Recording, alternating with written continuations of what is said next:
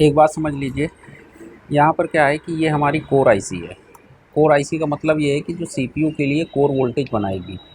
मतलब कहने का मतलब ये होता है कि जो सीपीयू के वोल्टेज होते हैं उसको हम लोग वीसीसी कोर बोलते हैं या कोर वोल्टेज बोलते हैं, जो सीपीयू के लिए कोर वोल्टेज होते हैं। अगर हम इसमें देखें यहाँ पेज के ऊपर, तो यहाँ पे देखो सीपीयू पावर वीसीसी कोर लिखा हुआ है।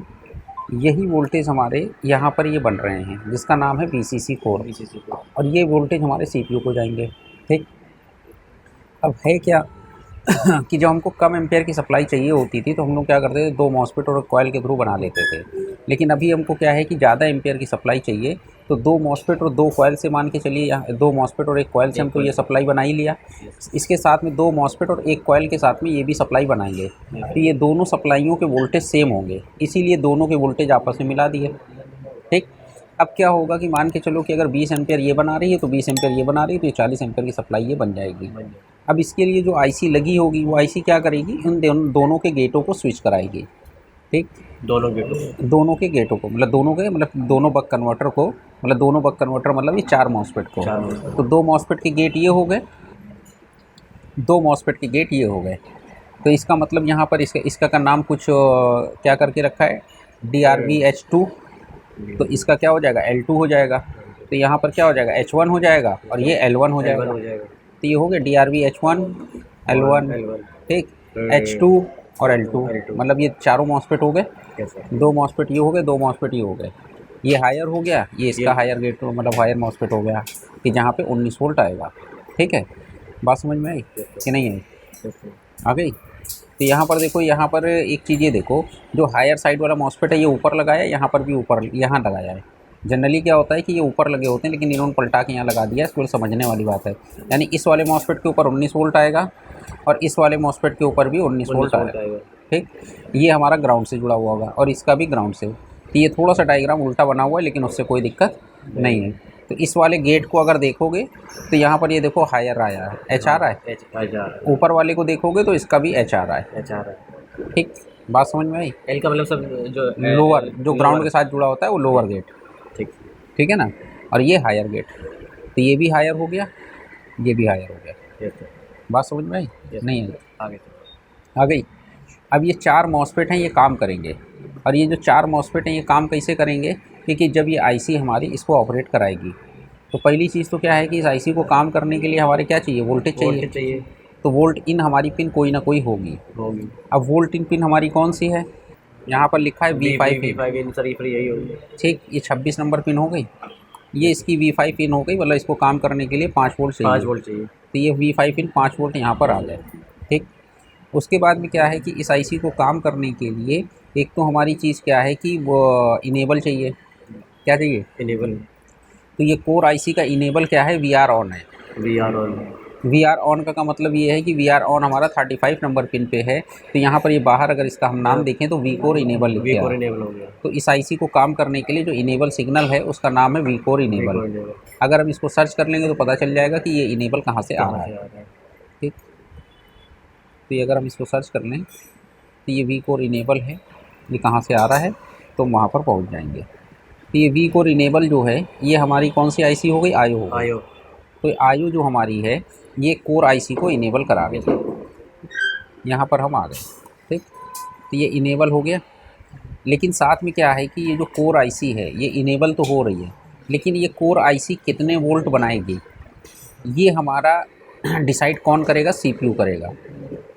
तो सीपीयू से जब हम लोग ने कोर आईसी पढ़ी थी तो कोर आईसी के अंदर ये देखा था कि जो भी हमारा सीपीयू होता है, सीपीयू के अंदर या तो वीआईडी सिग्नल होगा या एसवीआईडी होगा, जिसको सीरियल वीआईडी बोलते हैं। तो यहाँ पर VID 0 to VID 6 क्या हो गया, VID 0 to VID 6, ये हमारी लाइन किससे कनेक्ट होगी, सीपीयू से कनेक्ट। बात समझ में आई। यानी ये सीपीयू का जो इसका लॉजिक होगा कि मतलब 0 1 2 3 4 5 6 उसके अकॉर्डिंग यहाँ पर ये जो हमारी कोर आईसी है उतने वोल्टेज बनाएगी। बात समझ में आई कि नहीं आई। सर पहले सर ये बता चुका है VID 0 to VID। ठीक, ये हो गया। ठीक, तो अगर हमको देखना है तो पहले मेन इंपॉर्टेंट चीज़ अगर रिपेयरिंग लेवल पे देखें कि 26 नंबर पिन पे 5 वोल्ट आना चाहिए। दूसरी बात क्या है कि इसके ऊपर इनेबल आना है, इनेबल मिलना चाहिए। तीसरी चीज़ क्या है कि इस आईसी को हमारे काम करना चाहिए, और जब ये काम करेगी तो वोल्टेज बनाएगी। और अगर फास्ट मूवमेंट में चेक करना है तो हमको ये देखना होगा कि ये आईसी पावर गुड निकाल रही है या नहीं निकाल रही है। पावर गुड इसकी क्या है, 33 नंबर पिन है। इस पिन के ऊपर हमको वोल्टेज मिलना चाहिए। तो ये हमारी पावर गुड वाली लाइन है। अगर हम इसको को ऐसे से देख के चलें तो ये 33 नंबर पिन है, फर्स्ट सेकंड थर्ड, ठीक है, 1 2 3, ठीक। तो इस लाइन को अगर हम पकड़ के चले तो यहाँ ऊपर आ गए। इस पिन के ऊपर 3 वोल्ट का पुलअप है, ये 3 वोल्ट आ रहे हैं। इस लाइन के ऊपर 3 वोल्ट का पुलअप आ जाएगा, तो इसका मतलब पावर गुड वाली लाइन के ऊपर 3 वोल्ट मिलना चाहिए 33 नंबर पिन पे। ये आईसी जो है हमारी, यहाँ पर हमको ऐसे देखने में लग रहा है कि ये 40 पिन की आईसी होगी। दूसरी बात, अगर यहाँ डायग्राम देखें तो डायग्राम में भी मेंशन किया गया है कि 40 पिन है। क्यों? क्योंकि यहाँ पे आईसी का नंबर लिखा हुआ है TPS 51621, ठीक है। उसके बाद QFN 40P, 40P का मतलब 40 पिन की आईसी। तो मोटा मोटा अगर जनरली पहले हम देखें तो यहाँ पर हम ये देख लेंगे कि इसके ऊपर 5 वोल्ट आ रहे हैं कि नहीं आ रहे हैं, इसको इनेबल मिल रहा है कि नहीं मिल रहा है। अगर पावर गुड मिल रहा है तो इसका मतलब ये आईसी प्रॉपर काम कर रही है। अगर इस आईसी के अंदर कोई भी फेलियर होगा तो ये आईसी पावर गुड नहीं निकाले। बात समझ में? उसके बाद VID वगैरह चेक करने की ज़रूरत नहीं होती है, क्योंकि उसकी की पूरी डेटा शीट होती है कि low high low high low high किसके ऊपर, तब जाके यहाँ 1 वोल्ट मिलेगा कि 1.1 मिलेगा कि 0.9 मिलेगा कि क्या मिलेगा। बात समझ में कि नहीं? ठीक है। यहाँ पर एक पिन होती है PSI, ठीक है। यहाँ पर देखो ये PSI हैश दे रखा है, ठीक। जो PSI हैश वाली पिन होती है, इसको अगर हम कॉपी करके सर्च कर लें, इस PSI वाली पिन के ऊपर प्लस VTT सप्लाई आई हुई है, मतलब जो 1 वोल्ट की सप्लाई थी उससे इसका ये वोल्टेज डिवाइडर बना के ये सप्लाई है, ठीक है। उसके साथ में ये PSI वाली पिन, ये देखो, ये जो PSI वाली पिन होती है, ये पिन अगर आपके मदरबोर्ड में CPU नहीं लगा है, क्या है, CPU नहीं लगा है, तो अगर आप कोर आईसी की पिन पे देखोगे तो आपको वोल्टेज मिलेंगे, और जैसे ही आप CPU लगा दोगे ये पिन ग्राउंड हो जाएगी। क्या हो जाएगा? CPU लगाने में ग्राउंड हो जाएगी। तो इसका मतलब कोर आईसी की इस पिन के ऊपर वोल्टेज क्या हो जाएंगे? 0 हो जाएंगे। तो अगर कोर आईसी की इस पिन के ऊपर मतलब 0 हो गए तो कोर आईसी हमारी ये समझ लेती है कि कस्टमर ने CPU मदरबोर्ड में लगा दिया। अगर इस पिन के ऊपर वोल्टेज मिलते रहे तो ये आईसी समझेगी कि CPU ही नहीं लगा है। बात समझ में? तो एक तरीके से कोर आईसी को ये आइडेंटिफिकेशन मिल रही है किसकी? CPU प्रेजेंट की, कि CPU लगा है या नहीं लगा है, वो होती है हमारी PSI वाली पिन। बात समझ में आई? तो अगर हमको चेक करना है तो सबसे पहले हम क्या चेक कर लें? 26 नंबर पिन चेक कर लें कि यहाँ पे 5 वोल्ट आ रहे हैं कि नहीं आ रहे हैं। फिर उसके बाद हमारी यहाँ पर क्या है, ये 35 नंबर पिन इनेबल कि VR ऑन आ रहा है या नहीं आ रहा है, ठीक।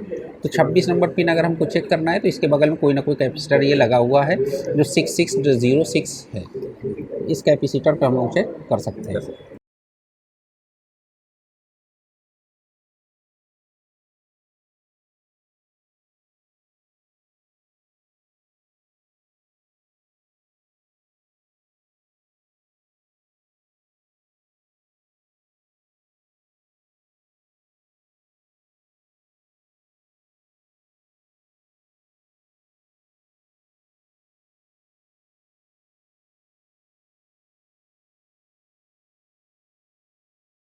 अभी हम लोग ने क्या किया, बोर्ड को ऑन कर लिया, ठीक है।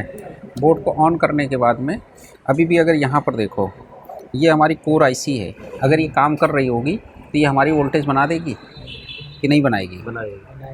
ठीक। तो यहाँ पर ये वोल्टेज देखो कितना, 0.9697, मतलब 1 वोल्ट के आसपास वोल्टेज बन रहे हैं। दूसरी वाली कॉइल, जो वोल्टेज इस पे बनेगा वही दूसरी वाली कॉइल पे भी बनेगा कि नहीं बनेगा? बन रहा है। तो सेम दोनों पे वोल्टेज बन रहे हैं हमारे कि नहीं बन रहा है? ठीक। तो इसका मतलब ये कोर आईसी हमारी 1 वोल्ट के आसपास बना रही है। तो इसका मतलब ये कोर आईसी हमारी ओके है, काम कर रही है। अब अगर आपको इसको देखना हो, अगर ये काम ना कर रही होती तो आपको क्या करना होता कि इसकी जो 26 नंबर पिन है, कौन सी पिन है? 26 नंबर पिन। अब अगर हमारी ये जो कोर आईसी है, अगर हमको इसको देखना हो कि इसकी 26 नंबर पिन कौन सी है, तो पहले हमको ये एज्यूम करना होगा इसका गाइड मार्क कहाँ पर। तो यहाँ पे ये जो वाइट ये डॉट दिखाई पड़ रहा है, ये इसका गाइड मार्क है। ये कॉर्नर पे एरो भी बना हुआ है। तो 10 पिन इधर हो गई 10 पिनें इधर हो गई, 20 पिनें हो गई। उसके बाद क्या होगा कि यहाँ से यहाँ तक जो हमारा है ये 26 नंबर हो जाएगा। जो बगल में कैपेसिटर है वहाँ पे चेक कर सकते हैं। जो बगल में कैपेसिटर है वहाँ पे चेक कर लेंगे। ठीक है। 0606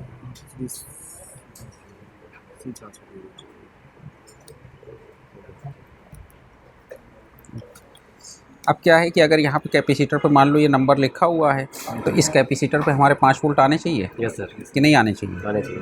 आने चाहिए। तो ये 5 वोल्ट आ रहे हैं, तो इसका मतलब यहाँ पे 5 वोल्ट आ रहे हैं, इसका मतलब इस आईसी में भी आ रहे होंगे। और अगर आप चेक करना चाहो तो डायरेक्ट इसकी काउंटिंग करके यहाँ पे आप पिन पे चेक कर सकते हो। ठीक। दूसरी बात क्या है कि 35 नंबर पे वी आर ऑन आना चाहिए। क्या आना चाहिए? वी आर ऑन आना चाहिए। तो 10 पिनें यहाँ तक हो गई, 20 पिनें यहाँ तक हो गई, तो 30 पिनें यहाँ तक हो गई, 35 पिनें यहाँ पर आएंगी कि नहीं आएंगी? तो अब इसके बगल में भी कोई ना कोई रेजिस्टेंस लगा होगा जो हमारा इनेबल आ रहा है। ठीक। तो यहाँ पर देख लो कि जो वी कोर इनेबल आ रहा है दिख रहा है, इस पर हमको कोई रेजिस्टेंस नहीं मिल रहा है। मिल रहा है क्या? नहीं मिल रहा है। तो हमको इसमें गिनती करके ही चेक करना पड़ेगा कि इस पिन पे इनेबल आ रहा है या नहीं आ रहा है। ठीक है। अगर आपके पास में बड़ा वाला लेंस हो तो बड़े वाले लेंस से इजी रहता है, उससे आप देख सकते हो। और नहीं तो आपको एक एक पिन अपनी काउंट करके वो देखना होगा। ठीक। जैसे ये आपका 31 नंबर हो जाएगा, ये 32 हो जाएगा, ये 33, ये 34 और ये 35। ये 35 नंबर पे आ गया। Yes sir. 3 वोल्ट। यस ठीक। इसका मतलब इसको इनेबल मिल रहा है। बात समझ में? Yes sir. कि नहीं आई? Yes sir. अब ये आईसी काम कर रही है कि नहीं काम कर रही है, तो इसके लिए आपको पावर गुड चेक करना है। तो 1 2 3 हो गया। Yes sir. यानी 33 नंबर पिन पे भी 3 वोल्ट मिल रहा है। इसका मतलब क्या है कि ये आईसी हमारी काम कर रही है। बात समझ में? तो इस तरीके से हमें कोर आईसी अगर देखना है या उसके अंदर कोई फॉल्ट आ रहा है, फेलियर आ रहा है कि अगर वोल्टेज ड्रॉप कर रही है, तो हम यहाँ से देख सकते हैं। बाकी और भी पिनें हैं, लेकिन सबसे पीएसआई पिन है उस पर अगर चेक करेंगे 0 मिलेगा, उसको चेक पीएसआई पिन पे 0 मिलेगा जब सीपीयू लगा होगा, और जब सीपीयू हटा होगा तो उस पर वोल्टेज मिल जाएगा। कुल मिला के अगर आपका सीपीयू लगा है तो पीएसआई वाली पिन के ऊपर 0 मिलना चाहिए, क्योंकि वो पिन क्या होती है, ग्राउंड से शॉर्ट हो जाती है। तो सीपीयू क्या है कि वो पिन ग्राउंड से शॉर्ट कर देगा, और जब सीपीयू लगेगा तो उससे आईसी को ये पता चल जाएगा कि सीपीयू लगा है या नहीं लगा। बात समझ में आई? तो ये हमारी कोर आईसी है, और ये कोर आईसी की टेस्टिंग ये है। और कोर आईसी क्या है कि अगर हमारी प्रॉपर करंट और प्रॉपर एम्पेयर बनाएगी तभी तो सीपीयू को वोल्टेज मिलेंगे, और कितना वोल्टेज बनाना है वो उसकी वीआईडी पिन डिसाइड करेगी। वीआईडी पिन जो है वो डिसाइड करेगी कि उस सीपीयू को 1.1 वोल्ट चाहिए कि 1.2 वोल्ट चाहिए कि 1.3 वोल्ट चाहिए। ठीक। अभी इसके अंदर जैसे वी रेफरेंस वाली पिन है, तो वी रेफरेंस क्या होता है कि हर एक आईसीयू के अंदर रेफरेंस वोल्टेज बनते हैं। क्या बनते हैं? रेफरेंस वोल्टेज बनते हैं कि वो किसी काम में अगर आपको यूज़ में लेना है या कुछ है तो वहाँ के लिए कंपनी क्या करती है, रेफरेंस वोल्टेज बना देती है। तो ये आईसी अपना रेफरेंस वोल्टेज कितना बना रही है? 1.7 बना रही है। ये आईसी के अंदर से जनरेट होते हैं। बात समझ में आई? नहीं आई? आ गई? रेफरेंस पिन हमेशा ध्यान रख लेना कि जिस आईसी में भी रेफरेंस पिन दी होगी तो रेफरेंस पिन जो है आईसी के अंदर से वोल्टेज आते हैं, रेफरेंस पिन में बाहर से वोल्टेज नहीं आते हैं, इसके अंदर से जनरेट होते हैं। एक रेफरेंस वोल्टेज जनरेट होते हैं कि जो आईसी का ये होता है कि जो अपना काम किसी सेक्शन को ज़रूरत है या कुछ है तो आईसी एक वोल्टेज बना देती है कि आप अपने यूज़ में ले सको। बाकी आईसी के लिए सीधा फंडा होता है कि जो उसका वोल्टेज की पिन चेक करो, इनेबल की पिन चेक कर लो, और साथ में उसका पावर गुड चेक कर लो। अगर पावर गुड मिल गया तो 99% ये समझ लो कि आईसी ओके है। अगर आईसी के अंदर कोई भी फेलियर होगा तो पावर गुड वाली पिन के ऊपर वोल्टेज नहीं मिलेंगे। ठीक है, या वोल्टेज कम हो रहे हैं या कुछ हो रहे हैं, मतलब पावर गुड ओके होना चाहिए। कभी कभी क्या होता है, ये पावर गुड निकल के किसी और का जाके इनेबल भी बनता है, या किसी आईसी को इन्फॉर्म भी करता है कि भाई ये आईसी ओके है या नहीं है। क्योंकि अगर उसको आईसी को या हमारी आईओ को ये इन्फॉर्मेशन मिली कि आईसी ख़राब है तो क्या होगा, वो प्रॉपर रिस्पॉन्ड नहीं करेंगे। बात समझ में आई कि नहीं आई? उसके साथ में यहाँ पर देखो एक निकली हुई है पिन, हमारी 34 नंबर पिन है। क्या निकली है? 34 क्लॉक क्लॉक इनेबल निकली हुई है, IMEP क्लॉक इनेबल। अगर इस पिन को सर्च कर लो, यहाँ जो IMEP क्लॉक इनेबल है, ठीक है, इसको कॉपी करके अब यहाँ पर ये देखो, ये क्या है कि यहाँ पर देखो एक मॉसफेट लगा हुआ है। क्या लगा हुआ है? मॉसफेट दिख रहा है कि नहीं दिख रहा है? दिख रहा है। अगर इस मॉसफेट के ऊपर सप्लाई आई, क्या आई? अगर इस मॉसफेट के ऊपर सप्लाई आ गई, बहुत समझना, तो ये मॉसफेट काम कर जाएगा। अगर इस मॉसफेट के ऊपर सप्लाई आ गई तो ये मॉसफेट काम कर जाएगा, और जब ये मॉसफेट काम करेगा तो ये जो 3 वोल्ट आ रहे हैं, तो 3 वोल्ट यहाँ पर आ जाएंगे। तो 3 वोल्ट यहाँ पर आएंगे तो यहाँ पर ये क्या हो जाएगा? ग्राउंड हो जाएगा। ग्राउंड हो जाएगा। अब जैसे ही ये ग्राउंड हो जाएगा तो इस पिन के ऊपर 3 वोल्ट 25 नंबर पे नहीं पहुँच पाएंगे। ठीक। अब यहाँ पर जो ये IC है, ये हमारी कौन सी IC है? क्लॉक IC है। कौन सी IC है? इसके साथ में क्या किया गया है? क्रिस्टल लगाया गया है। 14 मेगाहर्ट्ज़ का एक क्रिस्टल लगा हुआ है। अब ये क्रिस्टल तो इसको दे रही है, ठीक है, ये क्रिस्टल अपनी सप्लाई यहाँ पे बना रही है। अब यहाँ पर क्या हो रहा है कि ये देखो, ये जो क्रिस्टल है यहाँ पर ये क्या लिखा हुआ है? SCLK, S डेटा, यानी ये क्लॉक डेटा है, ठीक कि नहीं है? तो अगर हमको ये देखना हो कि ये IC हमारी कहाँ लगी हुई है, तो ये IC हमारी कौन सी है? U4000। कौन सी है? U4000। अब U4000 जो है IMEP क्लॉक इनेबल हैज़, तो क्लॉक इनेबल हैज़ कहाँ से आ रहा है? इससे आ रहा है, कोर IC से। अब कोर IC की किस पिन से है? 34 नंबर पिन से। यहाँ पे कोई वोल्टेज आ रहा है? नहीं आ रहा है, मतलब हैज़ है ना। तो हैज़ का मतलब ये है कि ये कोर IC ने इस सिग्नल को क्या कर दिया है? लो कर रखा है। तो लो कर रखा है तो इसका मतलब उस मॉसफेट पे उससे वोल्टेज नहीं पहुँचेगी। तो इसका मतलब ये है कि ये कोर IC जो है, कि ये जो क्लॉक IC को इनेबल कराने के लिए जो सिग्नल निकाल रही है, IMEP क्लॉक इनेबल है, ये हमारी किस पे जाएगी? क्लॉक IC पे जाएगी। ठीक।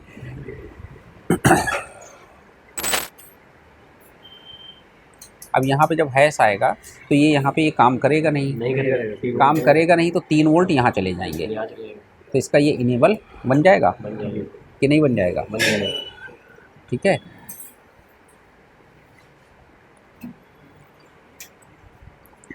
अब अगर हमको ये देखना है कि ये जो हमारी कोर IC, ये क्लॉक IC है, U क्या लगी हुई है? U4000। ठीक, वो हमारी IC ये लगी हुई है।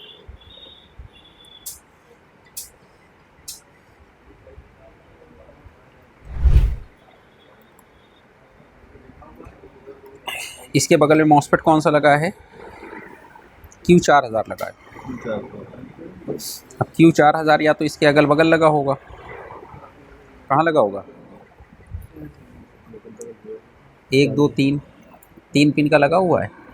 3 पिन का इसके अगल बगल या तो लगा होगा, या यहीं पर अगल बगल लगा होगा, या इसके पीछे लगा होगा। तो Q3000 कहीं पे दिखाई पड़ रहा है? ठीक। अगर इस साइड में नहीं दिख रहा है तो हो सकता है कि पीछे साइड में लगा हो। अभी क्या है कि ये जो हमारे ये कोर IC थी, कोर IC ने क्या किया कि अभी IMEP क्लॉक इनेबल हैश निकाला। तो जो क्लॉक इनेबल हैश यहाँ से निकल रहा है वो हमारा किस पे जाएगा? U4000 पे जाएगा। तो U4000 हमारी ये लगी हुई है, ठीक है ना। U4000 यहाँ पर ये लगी हुई है, साथ में ये Q4000 ये लगा हुआ है। ठीक है, बात समझ में? तो ये जो यहाँ से IMEP हैश जो है, अगर हम देखें तो यहाँ पर क्या किया है कंपनी ने कि एक रेजिस्टेंस लगा के 3 वोल्ट का पुल अप दिया है। ठीक है कि नहीं दिया है? दिया है ना। तो अगर ये देखो कि ये पुल अप वाला रेजिस्टेंस ये हो जाएगा आपका। ठीक, हो गया कि नहीं हो गया? ठीक। तो अगर ये 3 वोल्ट वाला पुल अप है तो यहाँ पर ये क्या होगा? ये 3 वोल्ट दूसरे साइड भी मिल रहा है। तो इसका मतलब ये है कि अगर हम लोग डायग्राम में देखें कि ये डायग्राम में ये रेजिस्टेंस हमारा R4005 ये हो गया, यहाँ पर भी 3 वोल्ट है, यहाँ पर भी 3 वोल्ट है। तो इसका मतलब ये 3 नंबर पिन पे भी 3 वोल्ट होगा। ये है ना ड्रेन वाली पिन। तो ड्रेन वाली पिन के ऊपर भी आपको 3 वोल्ट मिल जाएगा। ठीक, बात समझ में आई कि नहीं आई? अब इसकी एक सोर्स पिन तो हमारी ग्राउंड होगी, क्या होगी, एक पिन ग्राउंड होगी और दूसरे पे हैश आ रहा है, ठीक। तो अगर इस पिन के ऊपर वोल्टेज आ जाते, किस पे, एक नंबर पिन के ऊपर, तो क्या होता कि ये पिन जैसे ही काम करती तो ये वोल्टेज क्या होते, ग्राउंड हो जाते। लेकिन यहाँ पर वोल्टेज आए नहीं तो इसलिए ये वोल्टेज ग्राउंड नहीं हुए और ये वोल्टेज हमारे इस क्लॉक आईसी को जाके इनेबल करा दिया। बात समझ में आई? तो क्लॉक आईसी को इनेबल कौन करा रहा है,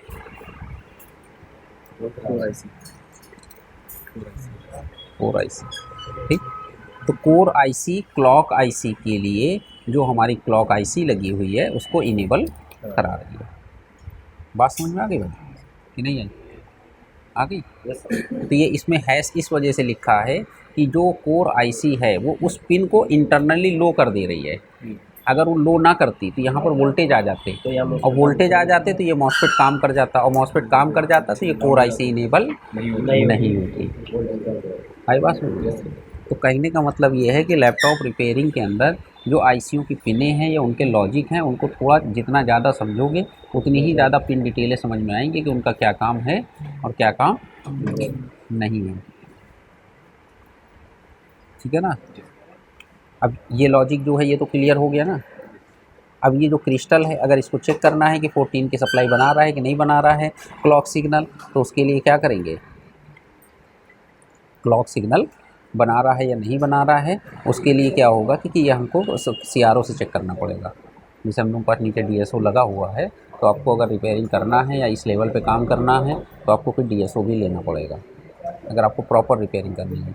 DSO मान के चलिए कि आज के टाइम पे 20,000 25,000 रुपये का आता है। 20,000 रुपये में 100 मेगाहर्ट्ज़, 25,000 रुपये या 27,000 रुपये में 200 मेगाहर्ट्ज़ आएगा। भाई चक्कर क्या है ना कि जैसे ये कॉयल है, जब ये दोनों मॉसफेट स्विचिंग करेंगे तो सिग्नल यूँ बनेंगे। तो अगर CRO पे ऐसे सिग्नल मिल गए तो इसका मतलब ये मॉसफेट काम कर रहा है, तो उससे ये पता चलता है स्विचिंग वगैरह से। कॉइल वगैरह चेक कर ली है या मॉसफेट वगैरह चेक। अब जैसे कॉयल है यहाँ पर चेक किया स्विचिंग मिल रही है, दूसरे साइड में स्विचिंग नहीं मिलनी चाहिए, तो इसका मतलब कॉयल काम कर रही है, हो गई टेस्टिंग। भाई मल्टीमीटर से अभी हम चेक करेंगे तो यहाँ पर हमको स्विचिंग थोड़ी पता चल जाएगी। भाई रिपेयरिंग करना है, एक सबसे पहली चीज़ होती है DC सप्लाई, इसके बिना कोई रिपेयरिंग नहीं है। DC सप्लाई के बाद में फिर कनेक्टर वाली केबल आती है कि जिसकी एक केबल लगा ली उसमें आगे कनेक्टर बदल बदल के वो लगाते रहो, 1500-1600 रुपये का वो पूरा सेट आता है, एक वो लेना पड़ता है, ठीक। फिर उसके बाद तीसरा काम ये होता है एक हॉट गन लो, सोल्डिंग आयरन लो, ये मोटा मोटा इतना तो ज़रूरी है ही है। और अगर बजट अलाउ करे तो फिर आपको क्या है कि एक CRO लेना पड़ेगा। हाँ लेंस काम करने के लिए, अब मान के चलो उतना बजट नहीं है तो जैसे वो लड़के ने 150 वाला लिया है वो भी ले लो तो उससे भी काम हो रहा है कि नहीं हो रहा है। और अगर बाकी बजट है तो वो 3-4 हज़ार वाला तो लेना चाहिए। बच्चे ही